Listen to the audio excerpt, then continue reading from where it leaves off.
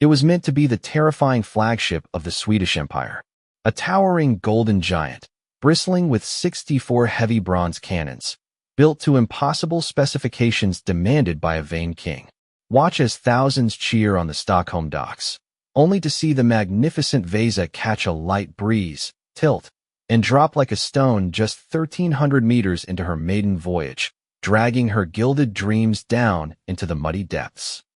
Sweden, the summer of 1628. The northern seas breathe cold, but Stockholm smells of something else: tar, wet pine, fresh sawdust, and iron that no longer feels like a tool. It feels like an omen. The shipyard hum hangs over the water, as if the city isn't building a vessel, but forging its own fate. Crane beams groan, hammers strike in a rhythm like marching boots, and every blow lands somewhere deep in your chest.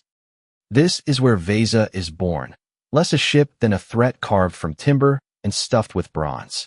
She rises from the slipway slowly, like a beast being fed not with bread, but with ambition. Her hull looks too large for these quiet inlets, too massive for the calm Swedish waters that cradle it. 70 meters of dark bulk stretches along the harbor like a blade laid flat against the sea. 2 full gun decks yawn open, rows of heavy ports like empty eye sockets. There are no cannons yet, no smoke, no thunder rolling across the water, but you can already hear it. An imagined roar, written in advance into every rib and beam of the ship. 64 bronze guns will become her voice. Not a warning, a sentence. Once mounted, she will speak to the world in the language of molten metal, and that language will need no translation. But Vasa is not being built as a weapon. She is being built as proof, as an answer to doubt, as a cold fist slammed down on the table when men argue about the strength of an empire. King Gustavus Adolphus wants Sweden to stop looking like a northern kingdom clinging to the edge of the map. He wants her to become the center, so powerful that others tremble just to orbit her. And so the ship must be more than strong. It must be impossible, tall, heavy, blinding. A dream too grand to compare with reality, because reality always loses. The sea is patient, but vanity demands applause, and the king wants a floating monument that cannot be ignored. Hundreds of sculptures bloom across the bow and stern. The wood is covered in carvings so dense it's as if they're afraid to leave even a sliver of emptiness behind. Lions with open jaws, war angels, mythic beasts, royal crowns, Roman emperors, faces twisted into eternal fury. They paint them bright, and then they lay gold over the color, gold that catches the light and throws it back like a cruel joke. The sun flashes on the gilding until it looks like the ship is glowing from within.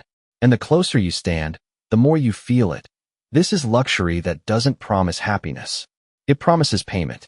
Because the gold here is not decoration. It is armor made of ego. The builders work with anxious speed. Every day of delay feels like a personal insult to the king. Plans shift in the middle of construction. More carvings. A taller superstructure. More weight above. Wider guns. Vasa must look as if the very idea of defeat is beneath her. And there is a sickness in it. One everyone sees, but no one dares to name. Sailors passing by stare at the towering sides and the hull line beneath them, too narrow, too slender for what sits on top. The craftsmen measure, recalculate, then measure again.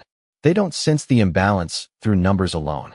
They sense it by smell, by sound, by the way the hull seems to breathe in the wind, like an uncertain man wearing a crown that is far too heavy. The worst part comes in the silence, when the yard pauses for a single minute. That's when you hear the ship creak. Not from strain, but from tension, as if the wood itself is resisting its own shape, as if Vasa is already trying to speak, already trying to warn them. She wasn't built by the laws of the sea. She was built by the laws of pride. But who in Stockholm has the courage to say it out loud, when the king demands the impossible, and smiles as he imagines this ship in open water? No one dares to object, not because they don't understand, but because they understand too well. One wrong step, and you are no longer an engineer, no longer a master, no longer an architect. You become a traitor to the dream, the man who keeps the empire from looking great. And so everyone stays quiet and keeps nailing gold onto wood, as if you could nail stability into it the same way. On the slipway, a legend is taking shape, and with it, a growing dread. Vasa no longer belongs to the shipbuilders. She belongs to vanity. And vanity never asks whether the water will hold. Inside the arsenal the heat sits heavy, like a forge. Tar drips from the beams, and the air trembles with hammer blows and the clink of chains. But it isn't the noise that unsettles you. It's what nobody says out loud. The engineers know. They measure, calculate, argue in hushed voices. The ship is too tall, too heavy above, and suspiciously hollow below. Ballast, the heart of any vessel, is almost entirely missing. It is supposed to steady Vasa, keep her upright like a pendulum suspended over water. But flip that pendulum, and it turns into a deadly toy. The builders beg for more weight in the hold. They are met with silence, because more ballast means fewer guns. And the guns are the ship's face. The king's face. They run a test. 30 sailors, strong, thick-shouldered men, are ordered to sprint from one side to the other, rocking the hull. The wooden giant howls. The masts crack and groan. The whole body of the ship leans, and for one long breath it looks ready to roll over like a wounded animal. The commander shouts to stop. The test ends early. No one dares write it into a report. Fear of Gustavus Adolphus is stronger than steel. They call him the Lion of the North. Young, victorious, untouchable. He approves Vasa's design with his own hand. He demands 2 full gun decks of heavy bronze cannons. He orders the hull to be dressed in hundreds of gilded sculptures, adding tons of weight. To argue with him is to challenge the throne itself. When Vasa is finished, no one says a word. Everything is signed, painted, blessed. On her stern the royal coat of arms gleams. Lions with flying manes, angels with trumpets, scenes of scripture and triumph. She looks like a ship torn from legend. But beneath the gold, a fracture waits. Structural, political, human. They don't see it, or they pretend they don't. Because this ship is not for the sea. She is for parades. For victory without battle. On launch day the air rings like a plucked string. Crowds pack the waterfront. Noble women in lace caps. Soldiers in polished uniforms. Craftsmen holding children tight against their chests. Church bells thunder. Flags whip in the wind as if they can already taste the storm. Vasa's cannons fire a salute into the sky, and royal heralds cry out that a symbol has been born, that triumph has arrived. The ship slides slowly off the timber rollers, shudders, hisses as she meets the water, and settles level. Too level. She doesn't sway. She doesn't fight it. She sits there heavy, like a truth everyone chose to hide. And inside, there is only silence. A whisper that makes your fingers go numb. The masters exchange glances, then look away. Rumors are never written into official logs. But one carpenter carves a single word into an inner beam, a word that will later vanish beneath mold and rot. Overmod. Vanity. It creaks in the planks, moans in the masts, hides in the polished bronze of the guns. That day Sweden does not receive a flagship. That day it receives a warning. The ship does not sail into the sea. She sails into legend, not yet understanding how short her path will be. The 10th of August, 1628. Noon. Stockholm breathes with a single lung, an exhale of excitement, an inhale of pride. Hundreds of eyes from rooftops, docks, and balconies watch the gilded giant pull away, slow and ceremonial, almost arrogant in her beauty. Vasa, flagship of the royal fleet. A floating palace. A marvel without equal in northern Europe. Her masts cut into the sky. Her sails look newly born. Less cloth than wind turned to milk. Her carvings blaze with coats of arms. Angels, lions, gods, and demons. This is not a vessel. It is a statement. A statement of who rules the Baltic. Of who does not fear war. Of how far vanity can go when no one dares to say no. There are roughly 150 souls on board. Sailors, officers, gunners, women, and children traveling with their husbands. Courtiers, merchants, 2 priests. Everyone dressed in their finest. Some step carefully, afraid to scuff their boots. They smile. They wave handkerchiefs at loved ones on shore. The ship glides away from the pier.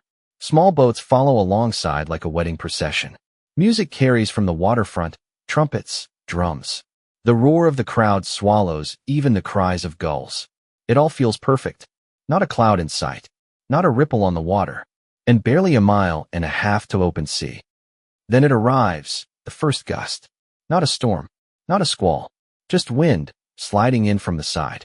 A breath as light as a fingertip, as if something unseen has touched the giant to see what it will do. Vasa tilts slightly, almost playfully.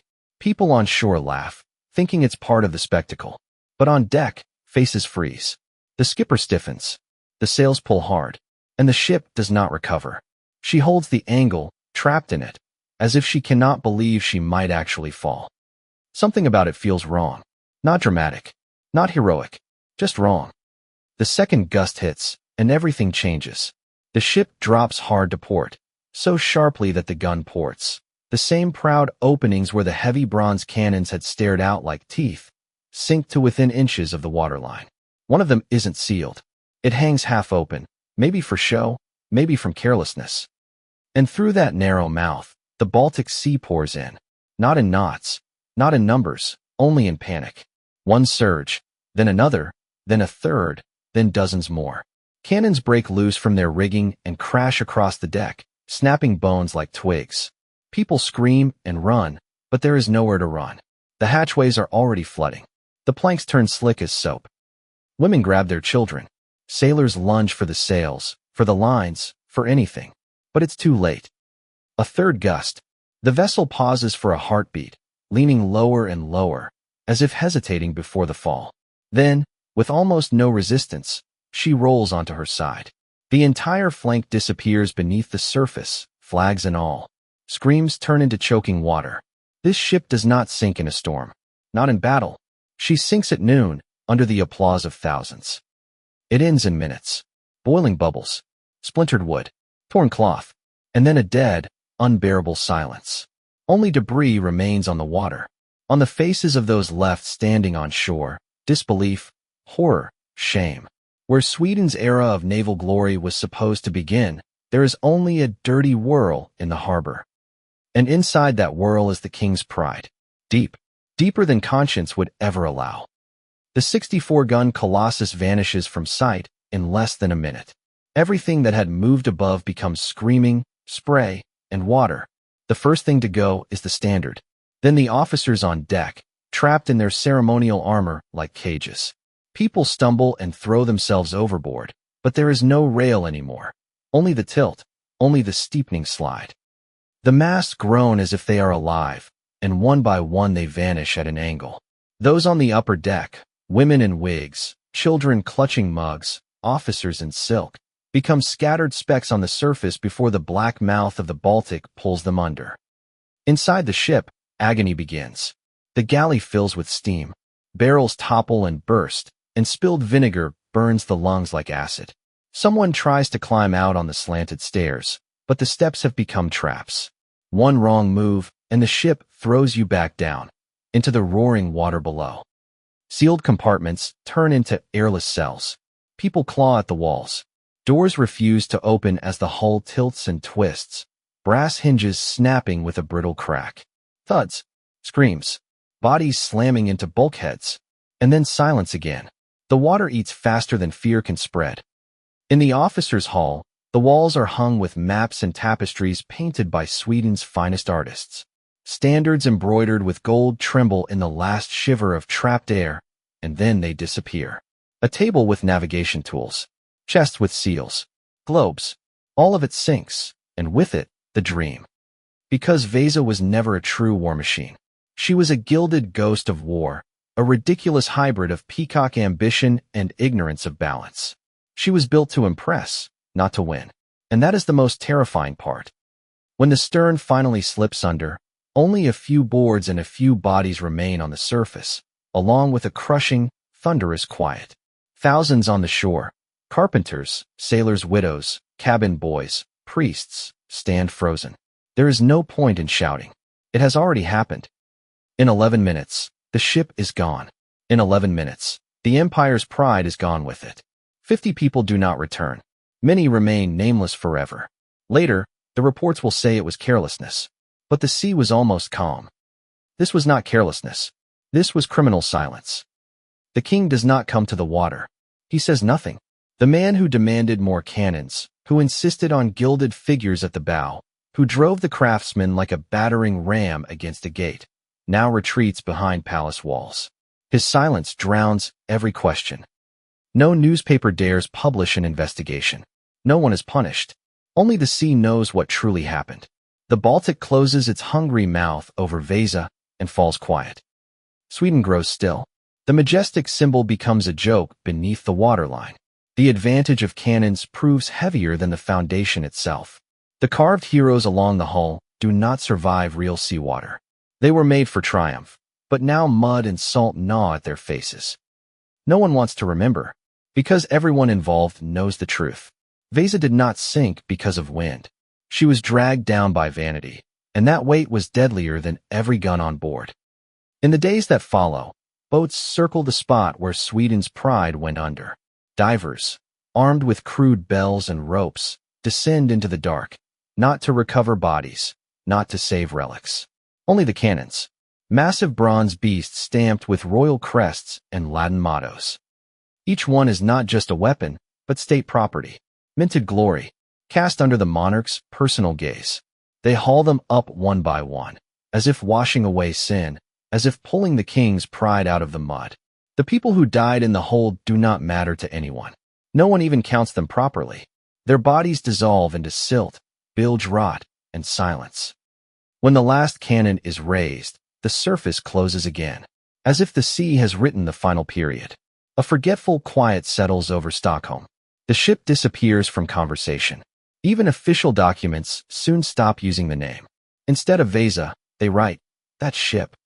In museums there are no models, no mentions. At the yard where she was born, workers whisper about her like a curse, because she has stopped being a tragedy and become something worse. A disgrace. Not the nation's defeat, but its exposure. The king says nothing. Gustavus Adolphus, who earned respect across Europe, loses his battle in his own harbor. He orders the ship built higher, wider, heavier, not for victory, but from fear of falling behind his enemies. Inspired by Spanish galleons, he demands a second gun deck on a hull designed for one. Not one engineer dares to object. In this navy, mathematics loses to monarchy. After the disaster, there is no public mourning, no royal decree, no official explanation. Rumors flare through the streets, curses, sabotage, sea spirits. But the truth is simpler and crueler. Fear of the throne is stronger than fear of the sea. And that is the deepest wound, because no storm sank Vasa, no sabotage, no cannon shot, no fate, just a light wind, nothing more. A plain gust that nudges the masts and tilts the monster, and that is enough. Because all her brilliance sits above the surface. And below the surface, emptiness. The archives go quiet. Engineering plans vanish. The ship falls out of spoken memory. Even in the Naval Academy, the name Vasa is not said. And that is the worst sentence of all, because forgetting is colder than shame. No one studies her. No one debates her. It's as if she never existed. But she did. She lies in darkness, perfectly preserved, like a tomb of an age where power replaced knowledge and ambition replaced reason. Only the cannons are lifted. Because they are valuable. Memory is not. 333 years. That is how long Vasa sleeps in black silence, buried in silt, crusted with shells, surrounded by fish and secrecy.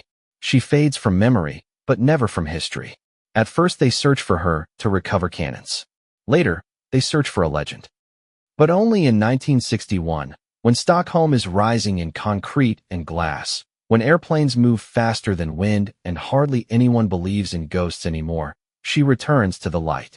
People expect a rotten skeleton, splinters, debris, maybe nothing at all. Instead, the carvings rise intact, gilding still clinging to their faces. The masts break through the skin of time like snapped bones. Sweden holds its breath. This ship did not die. She waited. And she has returned to remind them. The recovery is not a triumph. It is a confession. They pull up more than barrels and wreckage. They pull up human bodies, twisted, squeezed, pinned to ceilings, trapped between cannons. One young man is found with his fingers hooked around a ladder, 3 steps from the exit. In one hand, a wooden cross. In the other, nothing. Nearly every face is frozen in a grimace. as if still screaming through the water. On deck, bones lie mixed with gilded masks, emblems, ceremonial armor, as if a theater sank along with its audience. When they set Vasa in a dry dock, she stands like a tomb. Scientists walk around her. Ministers, children, descendants of sailors. But the ship rises above them all. Powder hatches remain half open. The boards are damp, yet whole. The ornaments are as extravagant as they were on the day she sailed. For a moment it feels as if you could step aboard and she would move again. But no one steps onto her, because now she is not a ship. She is an accusation. The museum built to house her is designed like a cathedral. The silence inside is thicker than any library. People walk slowly. They speak in whispers. Beside every carved face, every figurine, there is a label. Lion, griffin, Valkyrie, death. Everything is covered in patina. Everything is quiet. But the hull speaks anyway. It says, this cost lives. It says, this was not built for the fleet, but for the glory of one man. And with every step, the truth becomes heavier in your chest. Vanity leaves the heaviest wreckage behind. In every bolt, in every rib of timber, you can hear the same word. Why? Why did no one stop the madness? Why did no one tell the truth? Why did they keep building, painting, praying, knowing it would collapse? The answer hangs in the air like Baltic salt. Because one man decided his ambition mattered more than physics. Because fear of the king's rage was stronger than fear of death. Now Vasa stands in a museum, surrounded by light and silence, as if hoping someone will finally understand her lesson. She is not cursed. She is not heroic. She never won a battle. But she survived her own disaster and returned, not as a ship, but as a question to everyone who stays quiet when power demands the impossible. And everyone who looks up at her from below, the way crowds once looked up on launch day, understands one simple truth. Ships don't sink because of wind. Ships sink because people are afraid to say no.